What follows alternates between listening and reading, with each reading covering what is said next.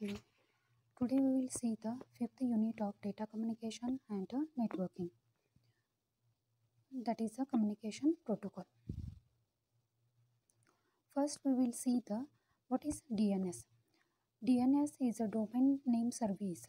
Is a computer that contains the database and the software for mapping between the domain name and the IP address. The domain name system is used to convert IP address into readable domain such as bbc.co.uk. Without DNS, everyone should have to remember random strings. So, in the same way, number to access different websites or at least a Google IP address. What is important?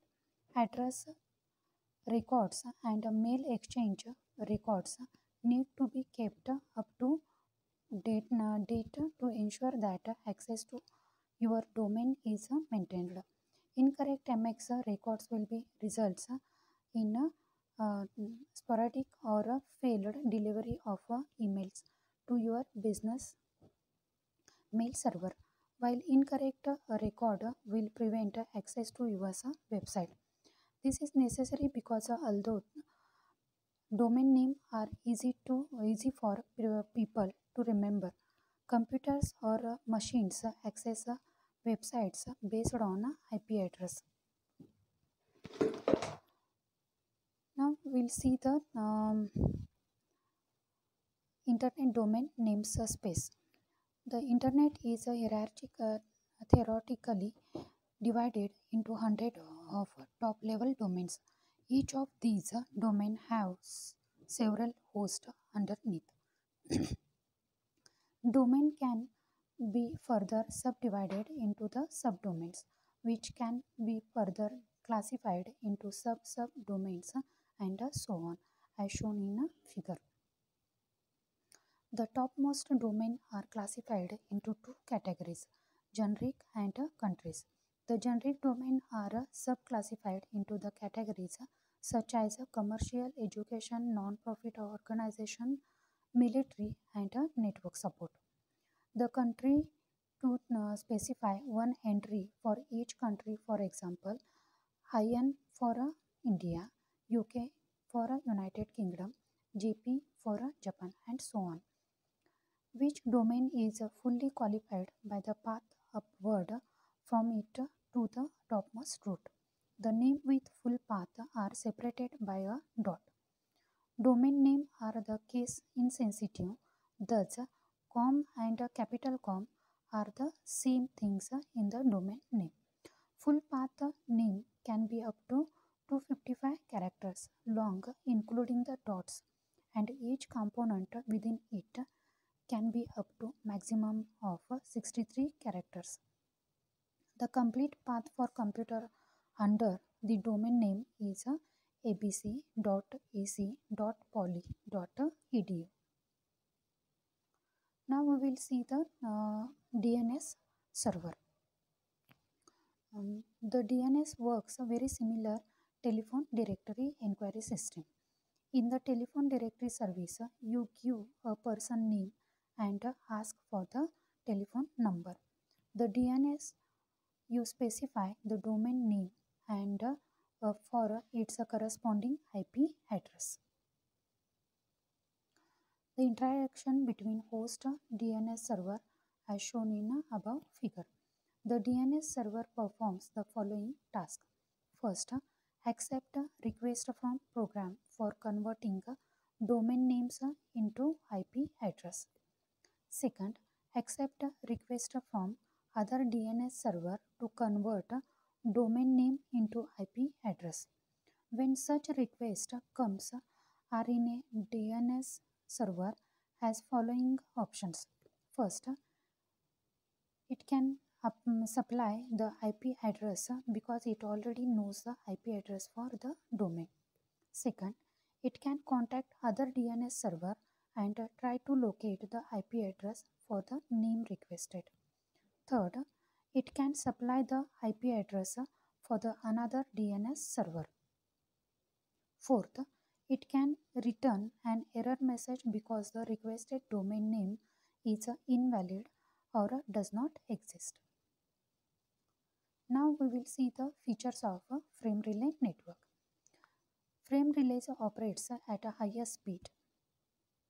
Frame relay operates in a physical and data link layer.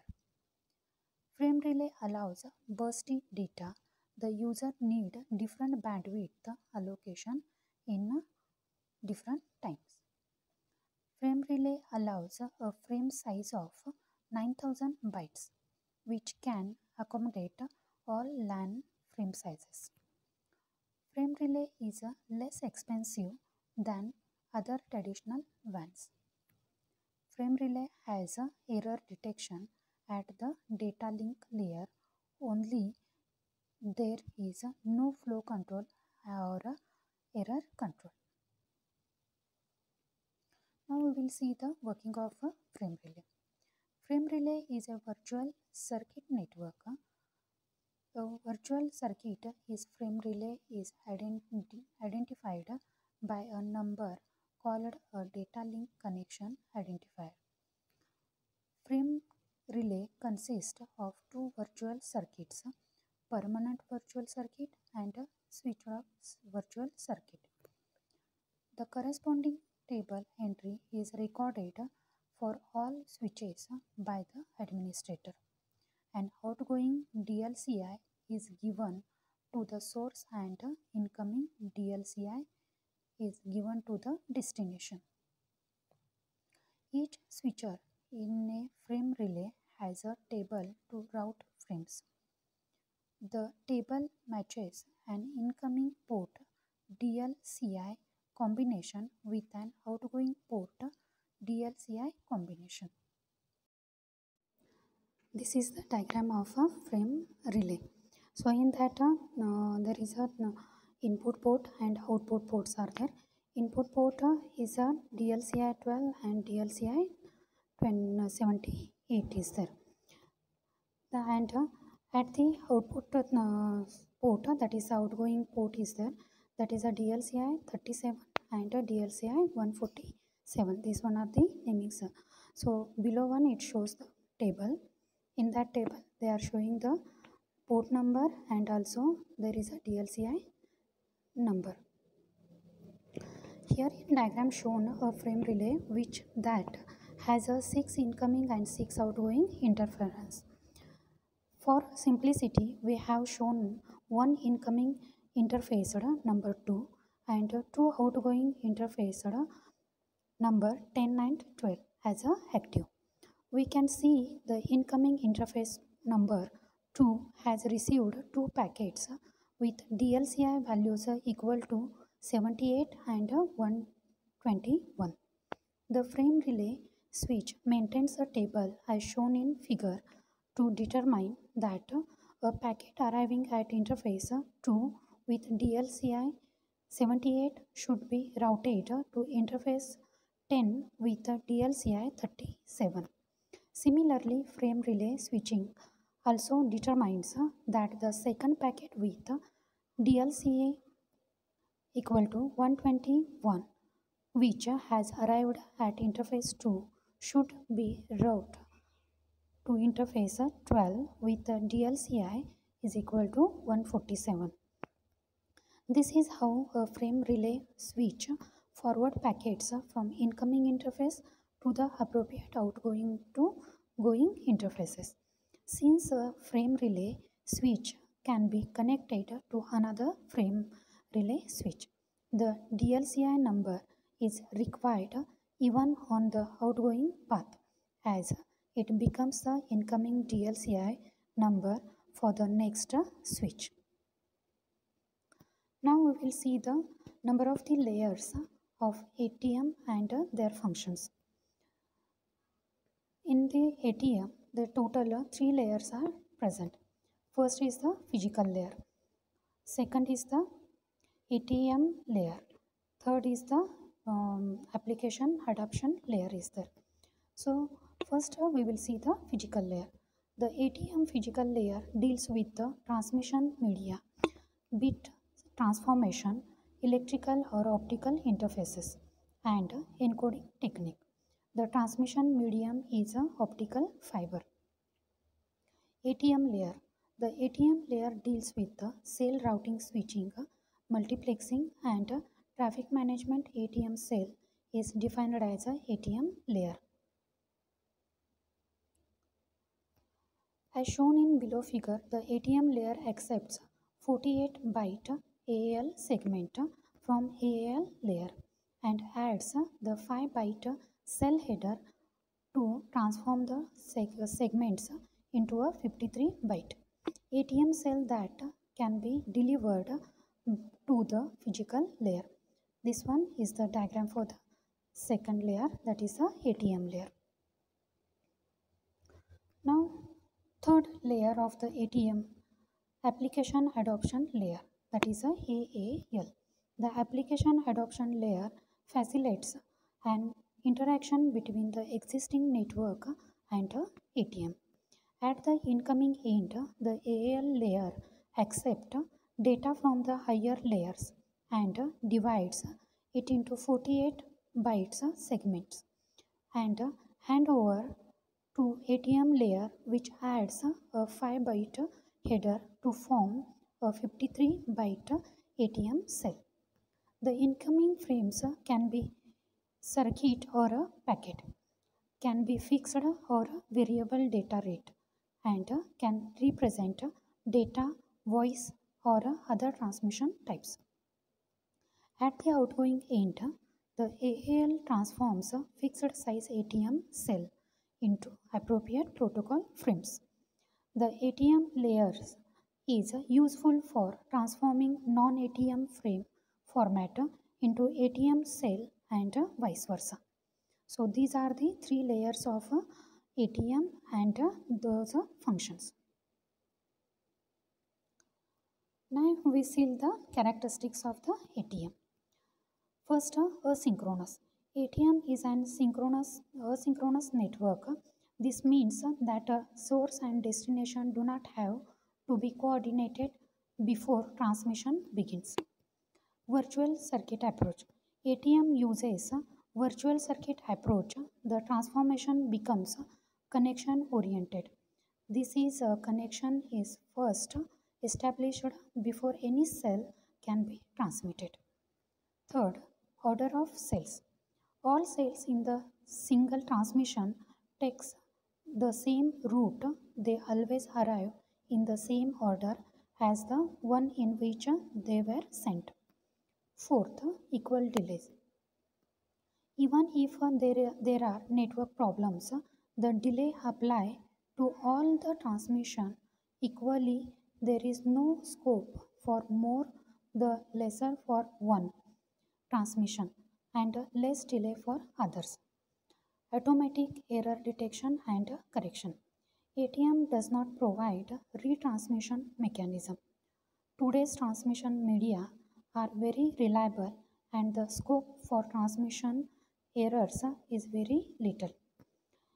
Sixth, it is a connection oriented technology. Seventh, supports LAN, MAN and WAN architectures. Now we will discuss the FTM connection mechanism between the client and server. Below here shows the diagram. FTM presents the user for accessing and downloading files that physically exist on remote computers. However, FTP differs from other application layer protocols. All other application layer protocols use a single connection between a client and a server. The FTP uses two connections between client and a server. One connection is used for the actual file data transfer and other is used for control information. So as shown in diagram, control connection and a data transfer connection. As shown in above figure, the client has three components: the user interface, the client control process and the client data transfer process. On the other hand, the server has two components: the server control process and the server data transfer process. The data is sent from the server to the client. The server keeps track of the progress of the file. It sends this information simultaneously on the control connection. The data transfer connection opens every time the commands for transferring files are used, and it gets closed when the file transfer is complete. Now we will see what is the purpose of FTP. FTP is a special software and a set of rules used for transferring files from one computer to another. FTP is a high-level protocol that is aimed to providing a very simple interface for any user of the internet to transfer files. At high level, the user requests the FTP software to either retrieve from or upload a file to a remote server. Figure shows a high-level view of FTP. An FTP client can obtain a file ABC from an FTP server. For this, a user at the FTP client host might enter command such as get ABC, which means that the client is interested to obtain the file called as ABC from the specified server of the FTP. Now we'll see the specific purpose of a control connection. The TCP connections between the client and a server, the opening of control connections are internally consist of the following steps. The user on the client computer opens the FTP client software. The FTP client software is a program that prompts the user from the domain name, IP address of the server. When the user enters the details, the FTP software on the client issues a TCP connection request to the underlying TCP software on the client. The TCP software on the client computer then establishes a TCP connection between the client and the server. When the successful TCP connection is established between the client and the server, it means that an FTP server program is ready to serve the client's request for the file transfer. Note that the client can either download a file from the server or upload a file on the server. Now we will see the spooling and architecture of email. So spooling means it is simply a service that allows your user organization to continually collect email without even sending a bounce back message to a sender if for whatever reason your email server is unavailable. This one is the architecture of the email. So for now we will see the components of the email. First is a user agent. The user agent is the user interface client email software that provides a service to the user to make the process of sending and receiving the message easier. Mailbox. And mailbox is just a storage area on the disk of the computer. There is one mailbox for user which act as a email storage system for that user. Spool. It allows the storing of email messages sent by the user until they can be sent to the intended recipient. A pool is a queue of messages. The messages is in a spool are sent on a first come first serve basis. Mail transfer agent, that is a MTA. The mail transfer agent is an interface between the email system and the local email server. Email transfer protocols. There are two main email protocols, POP and SMTP. Post Office Protocol, that is a POP. It is a concerned with the retrieval of email messages stored on the server computer. Simple Mail Transfer Protocol, that is a SMTP. It is responsible for transmitting an email message between the sender and the recipient. Both the email protocol software program runs on server computers. The server computers themselves are called as a POP server and a SMTP server respectively. Actually, a single server computer can host both SMTP and POP server programs. Now we will discuss the POP and SMTP. POP provides a standard mechanism for the retrieving emails from the remote server for a mail recipient. For instance, suppose that a home user X usually connection to the internet using a dial-up connection to an internet service provider. Also, suppose that another person Y has sent a mail to X when X is not connected to the internet. How now the email gets stored in a mailbox of user Y by the ISP. When X connects the internet the next time on and the wants to see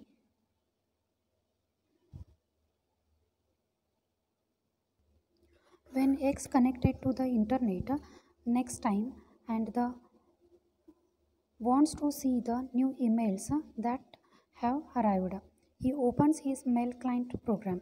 That email client program on his computer is turn evokes a POP client which contacts the POP server hosted by the ISP. The POP server then opens the mailbox for user X and send the emails arrived for him to the POP client. SMTP server.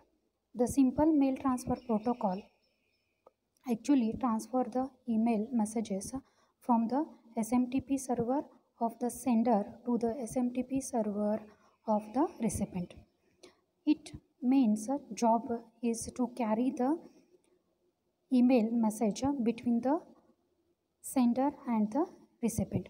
At the sender's end on SMTP server takes the message sent by a user computer. The SMTP server at the sender and then transfer the message to the SMTP server of the recipient. The SMTP server at the recipient end then takes the email message and gives it to the POP server at the recipient ends. So these are the functions of POP and SMTP in emails. Now we will see the difference between the IMAP and POP. It has a maintain folder and a subfolder for all IMAP users. POP does not maintain folders and subfolders. IMAP, it allows them to be accessed from any IMAP client from anywhere. The user would not be able to access them from anywhere.